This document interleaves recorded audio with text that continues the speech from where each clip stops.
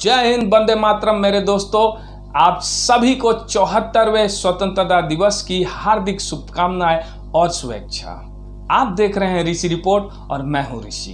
आज हम बात करेंगे कि इन 74 सालों में भारत के इतिहासकारों ने भारत का इतिहास किस तरीके से हमारे बच्चों के सामने, इस देश के सामने प्रस्तुत किया।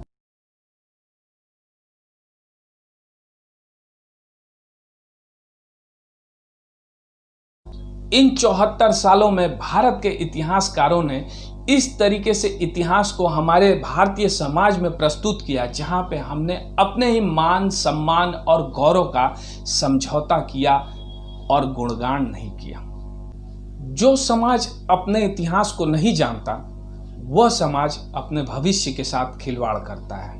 भारतीय इतिहासकारों ने कुछ ऐसा ही किया। जो लेफ्टिस्ट आइडियोलॉजी से ड्रिवन थे, जो कम्युनिज्म की आइडिया से ड्रिवन थे, उन्होंने भारतीय इतिहास को इस तरीके से तोड़ा मरोड़ा और हमारे समाज में प्रस्तुत किया, जहां पे भारतीय समाज का गुणगान नहीं किया गया, गौरव गाथा नहीं किया गया, बल्कि उसे कमतर देखा गया। मैक्स मुलर जैसे लोगों का बहुत ही गुणगान किया इन लोगों ने। मैक्स मुलर एक ऐसा व्यक्ति था जिसके कारण भारतीय सभ्यता, संस्कृति, वैदिक कल्चर की बात मैं करूं तो पूरे विश्व में मैक्स मुलर ने यह प्रचार किया कि भारतीयों के पास कुछ था ही नहीं गौरव गाथा के लिए। ये सेंट्रल एशिया से खाना बदोश लोग थे, आर्यन जिसे कहते थे। वो आकर के इंडस वैली सिविलाइजेशन में बसे और धीरे धीरे ये आगे बढ़े, लेकिन इन्होंने समाज को, पूरे विश्व को कुछ दिया नहीं। हमारे वैदिक कल्चर को इसी मैक्स मुलर जैसे लोगों ने पूरे विश्व में बदनाम किया। लेकिन आज देखिए फर्क। वही यूरोप और अमेरिका के लोग संस्कृत पढ़ने दिल्ली यूनिवर्सिटी आते हैं ताकि कॉस्मिक फिजिक्स के बारे में जान सकें, वैदिक फिजिक्स के बारे में जान सकें और वेदास को पढ़ सकें। तो सोचिए किस तरीके से विश्व की घटनाएं ऐसी हो गई हैं कि आज भारत की सभ्यता, संस्कृति को बहुत ही उत्तम तरीके से आंका जाने लग गया। ऐसे ही लोगों ने इस तरीके का इतिहास लिखा जहां पे यह दिखाया गया कि पोरस और सिकंदर के युद्ध में पोरस बुरी तरीके से हार जाते हैं और सिकंदर इतना रहम दिल हो जाता है लाखों लोगों को कत्लो गारत करने के बाद कि वो जब पोरस से मिलता है तो कहता है कि बताओ पोरस, मैं तुम्हें कैसे संबोधित करूं। पोरस कहते हैं कि मुझे एक राजा की तरह तुम संबोधित करना। और सिकंदर का दिल इतना रहम दिल हो जाता है कि वो भारत में पोरस का राजपाट छोड़कर वापस बेबीलोनिया जाने को तैयार हो जाते हैं। क्या यही इतिहास पढ़ाते हैं हम अपने बच्चों को? सच यह है कि अलेक्जेंडर इस युद्ध में पूरी तरीके से मात खाता है और जब वापस जाता है बेबीलोनिया में इसकी मृत्यु हो जाती है, क्योंकि ये इस युद्ध में बहुत बुरी तरीके से चोटिल हो चुका था।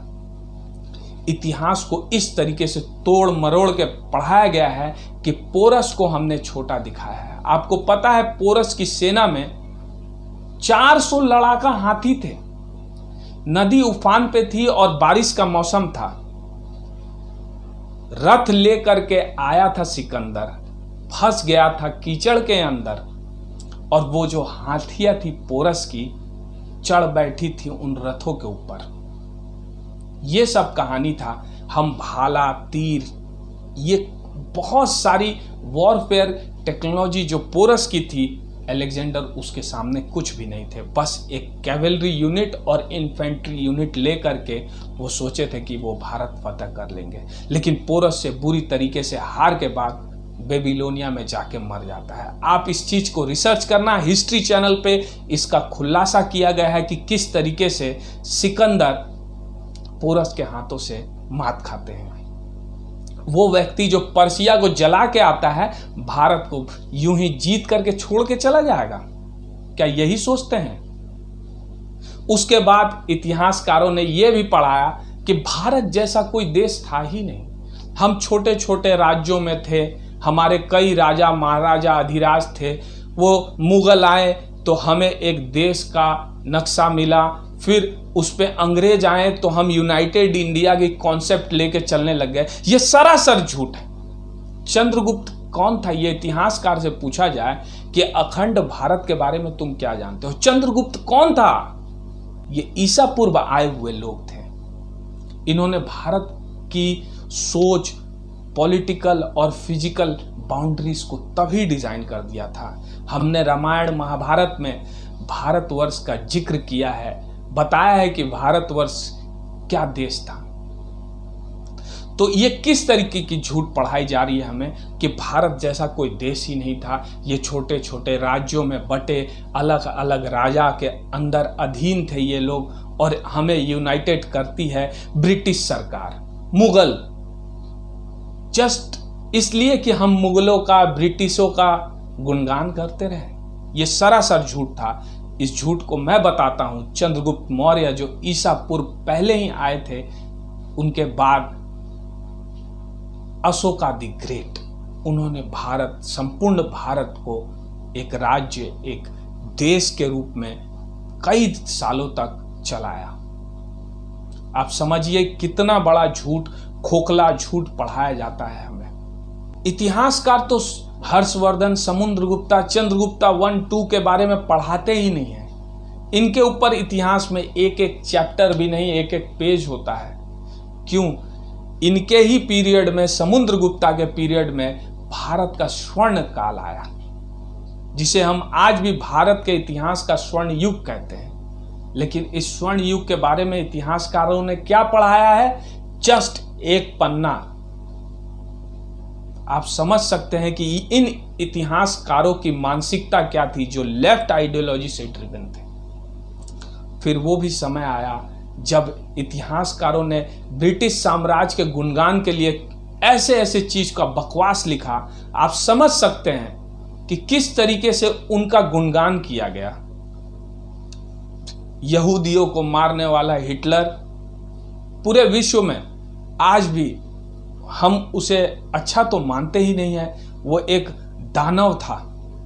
मैं उसे तहे दिल से, हिटलर को एक दानव मानता हूं, जो विश्व में पैदा होने वाला एक कलंकित व्यक्ति था। लेकिन उससे बड़ा कलंकित व्यक्ति कौन था आप जानते हैं? विंस्टन चर्चिल, जिसके कारण 30 लाख बंगाली भूख से मर गए विश्व युद्ध में।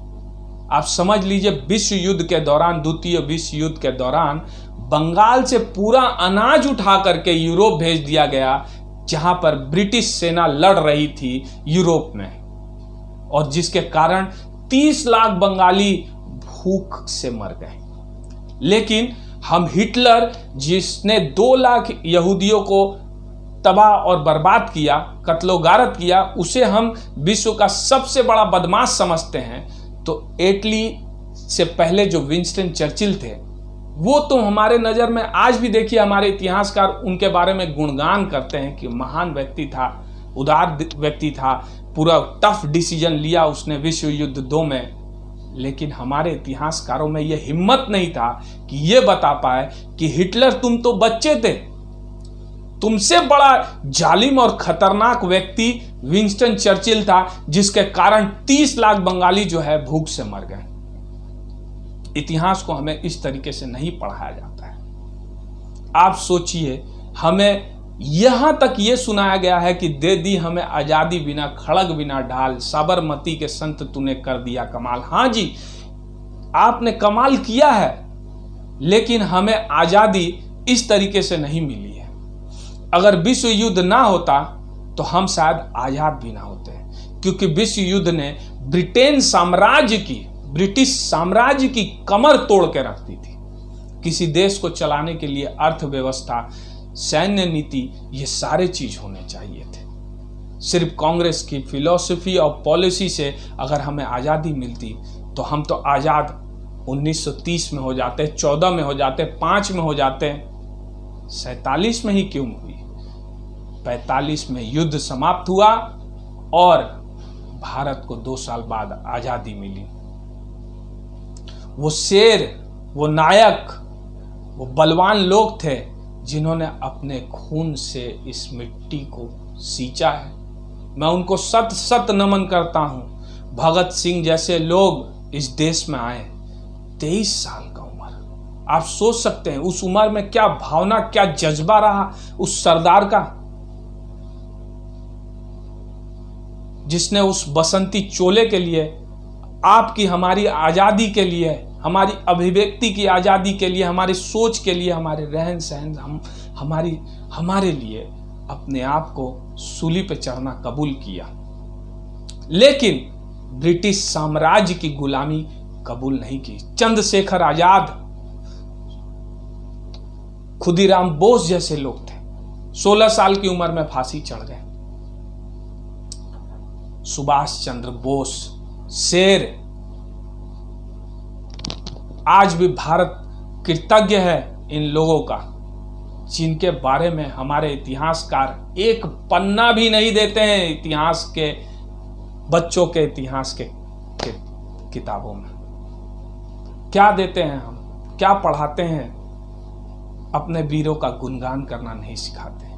ये कैसा इतिहास हम पढ़ाते हैं अपने देश में, जहां कहते हैं अकबर द ग्रेट और संग संग कहते हैं महाराणा द ग्रेट। अरे कोई एक को ग्रेट बनाओ। कहते हैं औरंगजेब द मर्सीफुल, और उसी तरह राजे अधिराजे छत्रपति शिवाजी को एक पन्ना देते हैं हम। अपने वीरों के बारे में कुछ नहीं पढ़ाते। आखिर ये समाज की रचना हम क्या करना चाह रहे हैं? कुछ दिन पहले हमारे देश में एक ऐसी प्रथा चली जहां पे लोगों ने कहा कि मुझे इस देश में डर लगता है, मैं इस देश में रहना बहुत ही डर से रहता हूं। आपने सुना था ना ये बयान कि किसी की बीवी ने कहा कि इस देश में रहना अब उचित बात नहीं है। कई लोगों ने अपने राष्ट्रीय पुरस्कारों को वापस करना चालू कर दिया। The India has become so much intolerant country। उनको उस समय इंटॉलरेंस दिखा। कुछ लोगों ने प्रतिवाद किया कि भारत बहुत ही इंटॉलरेंट हो गया, लेकिन दिल्ली और बेंगलोर के बाद ये लोग कहाँ हैं, इनका कहाँ पता है, पता ही नहीं। अब नहीं कहेंगे कि भारत इंटॉलरेंट कंट्री हो गया है, रहने में डर लग रहा है, अब अवार्ड वापसी नहीं होगी। क्यों, किस लिए? अरे तुम्हें तो आ करके समाज को सूचित करना पड़े कि भाई समाज, तुम अब अच्छे बनो, शांत रहो, अभिव्यक्ति की आजादी का सम्मान करो। हमारे इतिहासकारों ने कुछ इस तरीके से इतिहास को तोड़ मड़ोड़ करके हमारे बच्चों को पढ़ाया है, जिससे हमारे भविष्य में हम खुद गुमराह हो रहे हैं। तो इन 74 सालों में इतिहास को इस तरीके से पढ़ाया गया। आपको यह पता है आज 15 अगस्त है, हमें इसी दिन आजादी मिली। क्यों मिली आपको मालूम है? हम चाहते थे कि 26 जनवरी को मिले, लेकिन हमें 15 अगस्त को क्यों मिली? ताकि हम उस दिन को सेलिब्रेट करें, इंडिपेंडेंस डे अपना, जब ब्रिटेन में ये जश्न हो कि उसने दूसरी जंगे अजीम जीत ली और 15 अगस्त को जापान सरेंडर करता है। ब्रिटेन ने अपने, सोच लीजिए, अपने वसूलों पे आपको इंडिपेंडेंस दिया। यह धारणा हमारे विश्व में बनी हुई है। आज भी हम बच्चों को क्या मुंह दिखाएंगे कि हम ये कहेंगे कि भाई हमें 15 अगस्त को आजादी मिली। किस लिए मिली? क्योंकि ब्रिटेन के पार्लियामेंट में एक कानून आया, इंडियन इंडिपेंडेंस एक्ट, उसके तहत हमें आजादी मिली। अरे आजादी के दीवानों के वजह से नहीं, उस एक्ट के वजह से हमें आजादी मिली। ये पढ़ाएंगे हम अपने बच्चों को कि ब्रिटिश पार्लियामेंट इतना उदारवादी था कि एक कानून लाता है ब्रिटेन में कि उस कानून के अधीन होकर के भारत को स्वतंत्रता मिली। अरे कुछ तो शर्म करो इतिहासकारों, कुछ तो ऐसा पढ़ाओ बच्चों को जहां हमारे शेर वीर पुरुष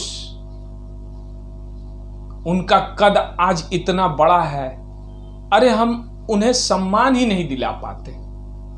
जिन लोगों ने अपना सर कटाया, गुलामी कबूल नहीं की, अंग्रेजों के तलवे नहीं चाटे, उन लोगों के लिए 2-2 लाइन इतिहास की किताब में लिखते हो। शर्म करो। मुझे उस दिन तो तुम पे शर्म आई, लगा कि मैं खुद तुम जैसे लोगों को मैं बोलना नहीं चाहता, कि जब एनसीईआरटी के किताबों में तुमने लिख दिया भगत सिंह एक टेररिस्ट थे। शर्म करो। भारत में ये लेफ्टिस्ट आइडियोलॉजी नहीं होनी चाहिए। अरे जहां लोकतांत्रिक प्रक्रिया है वहां ये लेफ्टिस्ट कम्युनिस्ट आइडियोलॉजी कहां से लोग पनप रहे हैं, मुझे समझ में नहीं आता। क्योंकि पूरे विश्व में जहां पर लोकतांत्रिक प्रक्रिया है वहां पे कैंसर्स नहीं रहते, क्योंकि इनके आइडियोलॉजी ने कहीं एक लोकतांत्रिक देश नहीं दिया है। तो दोस्तों, आइए प्रण करते हैं कि अपने बच्चों को सही इतिहास की जानकारी देंगे और अपने सभ्यता, संस्कृति, इस भारतवर्ष के बारे में बच्चों को शिक्षित करेंगे। यह वीडियो मैं यहीं समाप्त करता हूं। आप सबसे निवेदन है कि अगर आप फेसबुक पे देख रहे हैं तो पेज को लाइक करना, और यूट्यूब पे देख रहे हैं तो चैनल को सब्सक्राइब करना ना भूलना, बेल आइकन क्लिक करना, ताकि आपको हमारे आने वाले वीडियो का नोटिफिकेशन मिलता रहे। तब तक के लिए जय हिंद, वंदे मातरम, भारत माता की जय।